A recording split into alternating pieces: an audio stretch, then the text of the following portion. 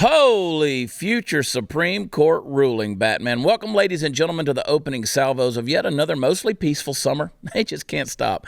I swear I leave the country by itself for 5 minutes. I turn around only to find that you've lit the whole place on fire. As you know, we've been discussing over the weekend, Politico released a leaked document, and not just any document. It was an opinion draft from Justice Samuel Alito stating that at long last, after decades of existing, despite a complete lack of adherence to the Constitution, Roe versus Wade was finally being stricken down. Maybe.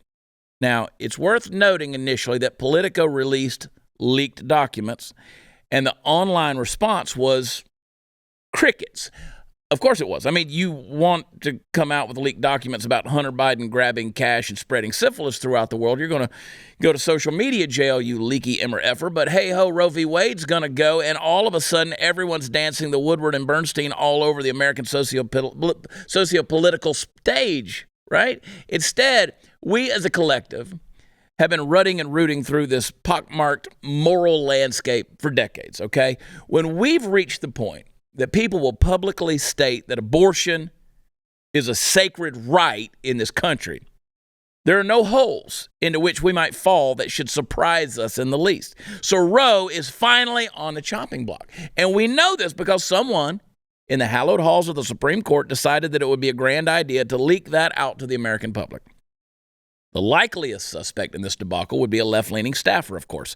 There are arguments to be made that someone in the conservative camp did it, but they don't seem to hold much water at this time. I think it goes without saying between me and thee that whoever did it ought to find himself, herself, or xirself in a shitload of legal trouble because you just don't go releasing Supreme Court decisions in draft form.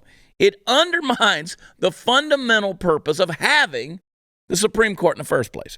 But hey, this story's far too big for me to digress into something so boring as undermined jurisprudence. Justice Roberts has launched an investigation into the matter, and we'll just have to sit on our hands and wait for the turd to float to the top of the punch bowl. Unsurprisingly, the left is celebrating the heroism of the leaker because they only dislike an illegal thing when it's being done to them and not on behalf of them. And braced against a hailstorm of cognitive dissonance, those observing the story with glee the next morning completely ignored the fact that barricades had to be immediately erected around the Supreme Court as soon as the news broke because the selfish mindset of the American dilettante class has proven to us time and time again that while there may be no I in team, there sure as hell is one in riot.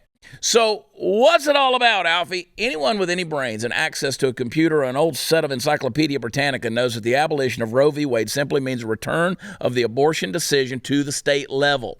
Abortions will still occur. It's just you might have to go to a state with a giant homeless population, massive tax rates, and people with buttholes for eyes as mayors in order to get them. Now, what could the leftists possibly be bitching about when overturning Roe won't really affect their states at all? It's about power, folks.